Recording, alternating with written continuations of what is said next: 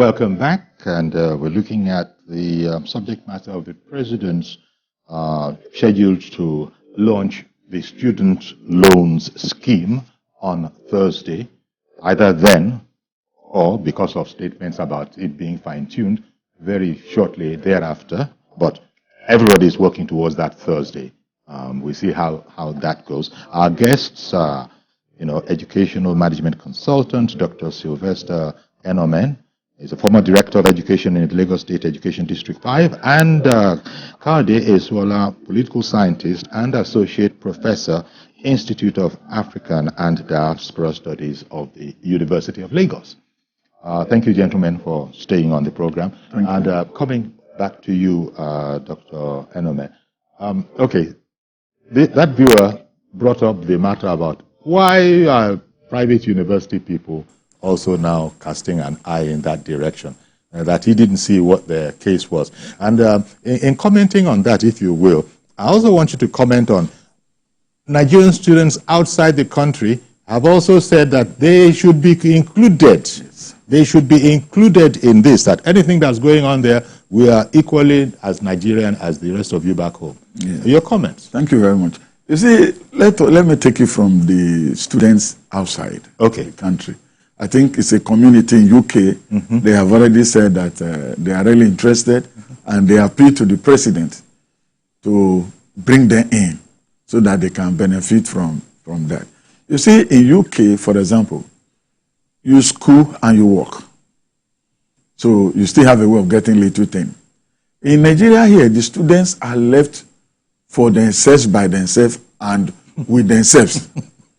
There is no help from anywhere. It's either their parents bring for them or nothing.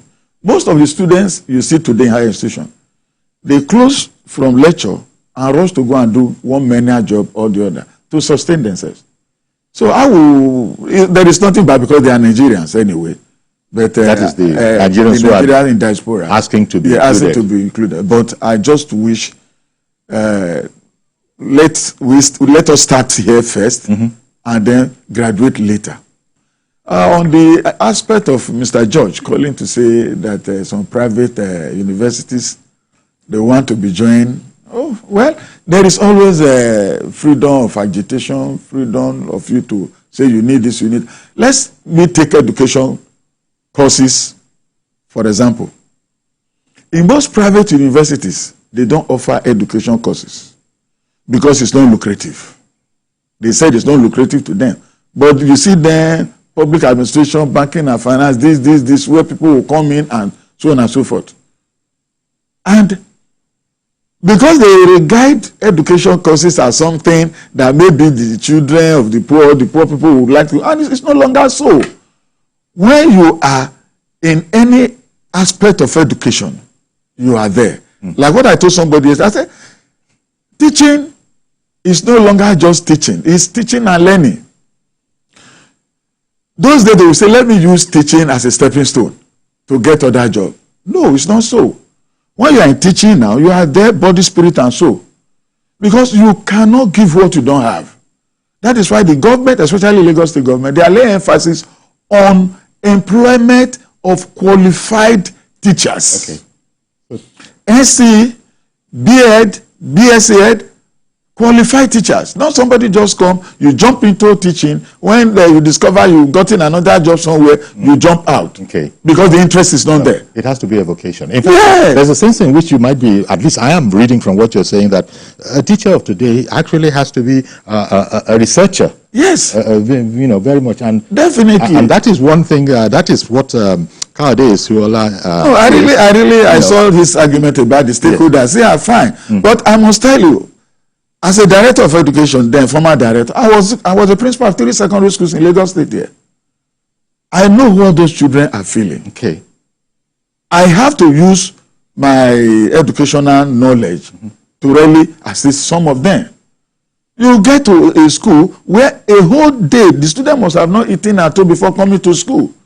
And during learning, the attention is not there because of the poor background. Please, no matter how they look at it, this student loan fund. Yes. Although I really appreciate it. Indeed, we do. You will see how it's going to change Yes. students' behavior. In fact, I can imagine. But you were speaking about your secondary school pupils. Yes. But this one concerns I am aware of that. And vocational. Yes. Kade, coming back to you, your thoughts on the idea of private university students also wanting in on this, and Nigerian students abroad, diaspora students, also looking for an in on this as well. I mean, in politics, and I see politics in its very broad way, the activities of man towards getting value from society. Defined that way, we're all engaged in politics at some level. So those from the private universities who want to be part of the share, and those in the UK who also want to be part of the share, are doing what is politically expected of a human being or of Nigerians that they should be, if they are, I don't know. So they have the right to agitate, but government has made it clear that the loan is for the poorest of the poorest in the society. Just to borrow doctors' phrase, the poorest of the, not just the poor, the poorest of the poor. Very, as I reflect, the example was given of a friend whose salary is 80,000 naira, and when you do 80,000 naira, 12, it is more than 500,000, isn't it? Yes. Isn't it? I struggle seriously to see anyone in Nigerian formal employment setting today, especially the public sector, whose total package in a year is below 500. I've raised this before. I struggle to see it. It's difficult for me to see somebody who is formally employed by the public, whose salary is not up to 500. I struggle to get such. That interprets that almost 98% of any civil servant or public servant is already shut out of the loan scheme for their children. If that figure by the presidency is what we know about. So the question is, who will then be the beneficiaries of the loan? Are these people restricted to privately owned organizations like private schools who still pay 12,000, 13,000, or the artisans, that's the parents now of the children, yes, who put together the income may not be up to 500. How do you even measure the incomes of these people who are likely to be artisans on the street? How documented are they? And how will they have access to those who will stand as guarantors for them? And at the end of the day, how easy or otherwise will it be for the committee that is monitoring the loan to trace and ensure repayment at the end of the day? For me, Yori, that's one of the things I was talking about in terms of engaging stakeholders. You see, a reference was made to ASHU by a caller for going against the loan scheme. ASHU did not go against the loan scheme, not at all. I mean, I am a member of ASHU, a strong one like that, and so I can provide that information. What ASHU was saying is similar to what I'm saying. The methodology of arriving at the loan was problematic. And intellectuals are trained not to sell emotion, They are trained to look at issues dispassionately and point out the good and the bad, as it were. So, if the stakeholders, appropriate stakeholders, have been involved, there could have been serious cross-interrogation and re-interrogation of all these issues to reflect the realities of the day. So when I say that the loan is a bit far from the realities of the day, this is part of what I'm also putting at. But for those who are agitated, they have the right. But those questions will have been addressed in the process of doing it. It was politicians who sat together and felt that they needed to satisfy Nigeria on this basis. which I kept commending. Because this president has done well. That's right. Beyond others. But the methodology, I am afraid, is not likely to make us arrive at the satisfaction of the society. Who today, do you know, Yori, whose salary in a year is below 500,000 in the public sector or in TVC where you work? Maybe I don't understand how it works. Who do you know? Who can you point? As you say, one will be hard pressed to find, which goes back to what you were saying, Sylvester, that the fund is really meant for the, if you want, the lower, the poorest of the poor. Let them not be cut out as a result. I think that point has been made, and it goes back to, as I said, the expected date of takeoff is going to be on Thursday. That's what has been stated.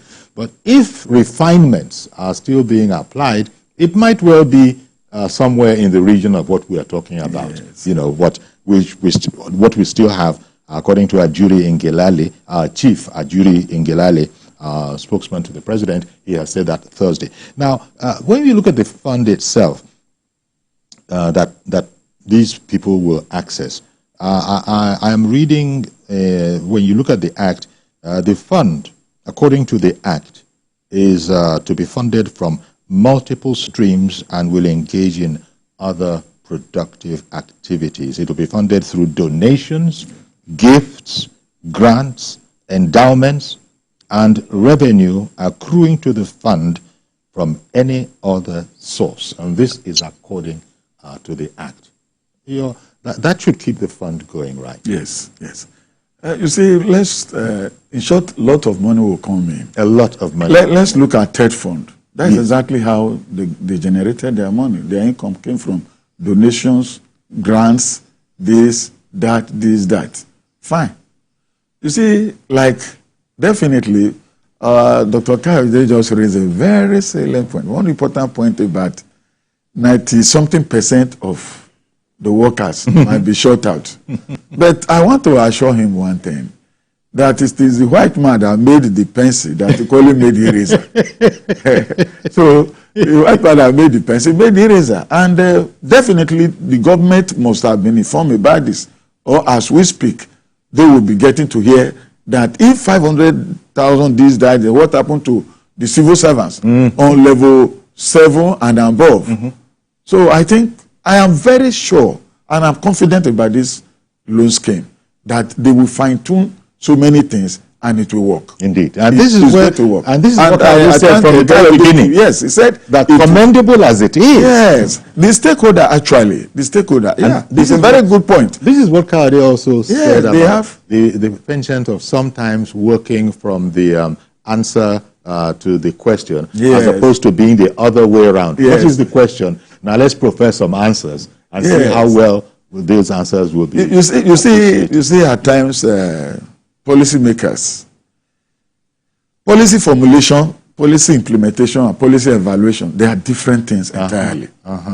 It is one thing for you to formulate policy, and it is another thing for the implementers to put it in appropriate quarters before the evaluation. With this formulation of these acts, access to higher education, the implementation by the grace of God is going to work. Because you see, as I always say, I never benefited from any of this scheme also, though I'm an ex-director, this and that. Yeah, but I knew there was a time in a former Bende state, I'm from Edo State, there was a time Professor Ambrosali introduced something that looked similar to this. He allowed us to work, school, and we were being paid. That was, we are talking about 1980, 81, 82. Some of us were teaching in secondary, primary schools and the rest. Some were working, but when we got back to school, when we gained admission, he still allowed that salary to continue. And that was one of the reasons why you see most of the professors today in Edo and Delta, even the nearest, the closest to it, they can beat their chest to say, look, Professor Ambrose Ali, okay, God bless you. Let me apologize to Mazi Okorafor, who has muted for quite a while. This is your area, Mazi Okorafor. Thank you very much, sir. Go ahead now, please. Good morning, sir. Good morning, sir. Good morning, my brother. Thank God that the Thursday is the D-Day for the launching of that loan scheme. Now, the final year students, the final year undergraduates, or the first year, I think there is need for the government to look into that issue of that loans. Who are the beneficiaries? Because if you look at the final year students, many of them, before they start writing their project, they have some issues in terms of moving out, either money or something like that. But the first year student, even if you give the first year student, what is the next level in terms of completing his or her own course? So government should look at that issue of final year undergraduate and first year undergraduate. Now, the bottleneck I'm looking at issue, the payment method, government has to look into it. That 3 years, to me, I would suggest 5 years. Reason, by the time you finish your NYC, you enter the labor market. When you enter the labor market, if you search for a job, maybe you have a skill. If you try to get something established, you see, 2 years have already gone. So government should look at the years of payment. And it's need to, in as much as federal government is embarking on this loan scheme for all Nigerians, the state government should try as much as possible and bring back the bursary allowances and scholarships. It's very, very important. Because if you add this loan scheme from the federal government and bring the bursary allowances and scholarships to undergraduate, I bet you, many Nigerian students will not complain. Many Nigerian students will not go into all this issue. Because if statistics have shown that what Nigerian is facing today, when you see many Nigerian undergraduates going to this Yahoo, they are looking for how to meet up. That is why you see 70% of them that are inside that Yahoo is because of money to meet up, etc. Although many of them, they have high test. You see undergraduate, you want to live like a director general of an agency. That is the problem. Many of them go into this Yahoo, which is very, very bad for them. I think I will advise the state government to go back to the basis, bring back bursary allowances and scholarships. Okay. Good morning, sir. Good morning, our guests. Thank Good you. morning, Pastor Kraft. Thank you very much. Kade, I think, let me just... Okay, I think for the moment we've lost Dr. Kayode Esrola, who is our other guest, but happily we have Dr. Sylvester Enomen, and we can get Kayode back. I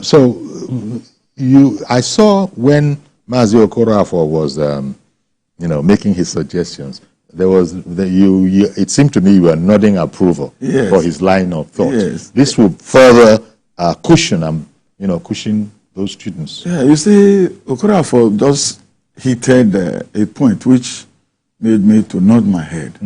This aspect of state government. Yes. You see, nowadays people look just, instead of looking at some levels, they just look straight to federal government. There are scholarship boards those days, state scholarship boards, bursary. You see, people are now silent about that, except some very few states, like Lagos State, for example. They are even adding more money to what they are putting into scholarship before. You see, if you want to blame the head of a home, don't forget to look at the other people around, what actually they have contributed. So the federal government is trying to bring in this student loan. What is going to be the contribution of the state? And we are forgetting one thing, that the federal government always share money to the local government and the state government. But it seems there is a kind of veil that covers those people, and everybody are pointing straight to the federal government. Not without looking at them. Like as I told, to make to yes, account. I beg your pardon, sir. Okay, sir. Let me add Fidel, who has joined us from Owerri. Good morning, Fidel. I hope we haven't lost you too. Good morning, Fidel. Relax. Yes. Okay. Good morning. Go ahead now, please. You're on. I want to suggest that the federal government should relax the conditions and criteria for this loan. For instance, if they insist on 500,000 naira per annum and above, it means that most of the children will not get it. Let them relax it and make it in such a way that even the downtrodden in the society who have children, that their children can benefit. But what matters more is monitoring, making sure that the downtrodden, the indigent students, will definitely get this loan. The situation where you leave it open and you don't monitor effectively, it means that children of the rich can still hijack it, and the aim will be defeated. Thank you and God bless you. I'm Fidel Onyeleke. Thank you very much, Mr. Onyeleke, for calling in. Okay, we're happy to have Kayode Esuola back. That is how it goes with these digital things. But we were talking about, in fact, the point at which you had just... The state government. Yes, yes. So, Kayode, somebody had suggested that, look, state governments also have a part in all of this. A caller from Owerri had said that, was it the caller from Owerri? Was it Mazi? Yes, Okorafo. Yes, who had said that, what happened to the bursary awards and the scholarships of yore? That those things need to be brought back. I can also see you nodding in agreement. Would you like to talk about that very briefly? We just have about 1 or 2 more minutes.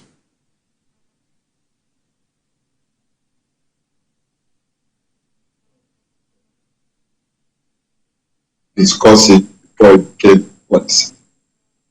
There could have been bursary, there could have been all sorts of things, including those ones that will be offered by the university. It should have been holistic. As I speak with you, the University of Lagos has a program that is called Work Study Program, similar to what we have abroad.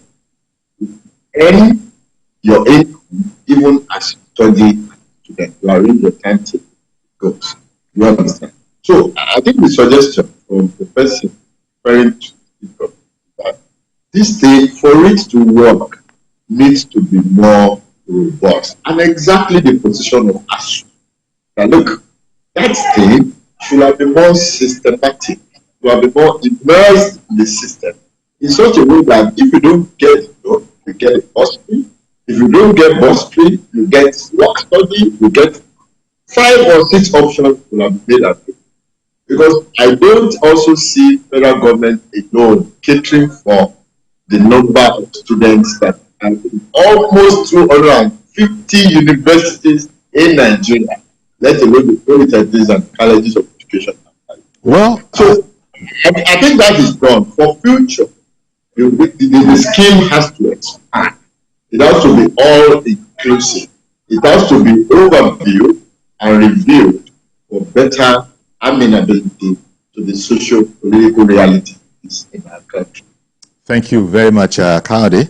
Kayode Esuola, political scientist, associate professor, Institute of African and Diaspora Studies at the University of Lagos. And of course, thank you to Dr. Sylvester Enomen, former director, Education, Lagos State Education District 5, and educational management consultant. I thank you very much. Thank you very much for having me. Your expertise and your insights with us. Thank you.